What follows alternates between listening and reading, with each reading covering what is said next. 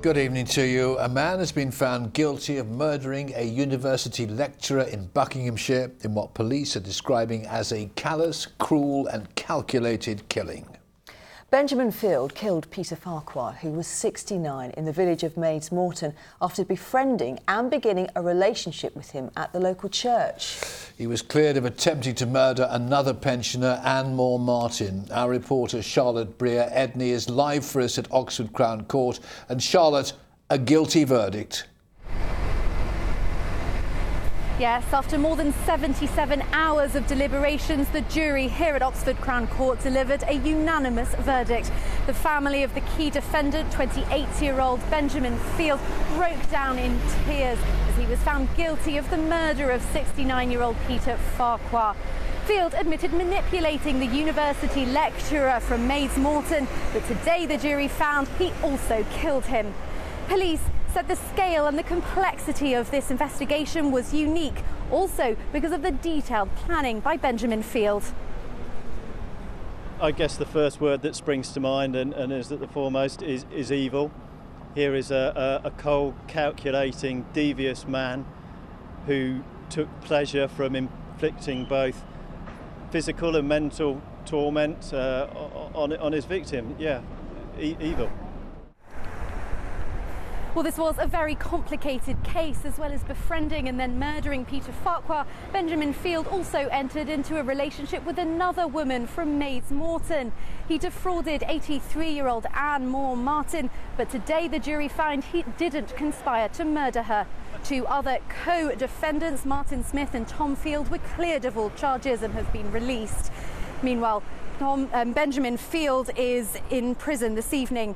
This case has caught the public's attention, though, not only because of the plot, but also because it took place in a small, quiet Buckinghamshire village.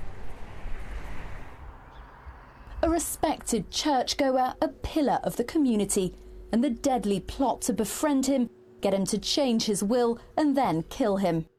Peter Farquhar was a respected university lecturer.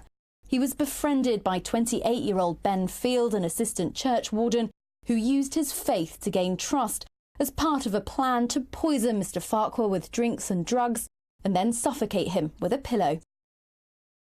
Field attempted to make Peter Farquhar's death look like suicide by planting a bottle of whiskey next to his body. He received thousands of pounds from the deception thanks to the change of Peter's will. At one point, he even callously filmed the 69-year-old while he was confused and distressed. It's such a strange world, the whole thing, because... The court also heard how Mr. Farquhar had a series of mysterious falls and listened to recordings of Field calling emergency services, playing the caring partner. It's emergency. Tell me exactly what's happened. A man has fallen and hit his head. He's got a cut about 1 inch above his right eyebrow, and it's bleeding quite a lot. I don't know... OK, what's the address there, please? I would describe Ben Field as a cruel, callous, evil individual who has shown no remorse. He's calculating in what he does, and everything that he does do or did do was in the interests of Ben Field and nobody else. Former Channel 4 political correspondent Michael Crick had been a pupil of Peter Farquhar's back in his school days. To have placed his faith in that young man and allowed him into his home, and yet that young man was part of a most extraordinary, elaborate plot to kill Peter and to benefit from his will is just beyond belief. Stowe Parish Church is where Mr. Farquhar used to worship. The Diocese of Oxford itself says the events have deeply shocked the community in Maids Morton and beyond. He was a much-loved member of the community. He preached here often and will be missed by many, many friends. Friends and neighbours are still coming to terms with a brutal crime in their midst. You just don't believe anybody could be like that, especially in a little community like this. It's not heard of. Maids Morton, a village that now has to live with the knowledge of this shocking murder.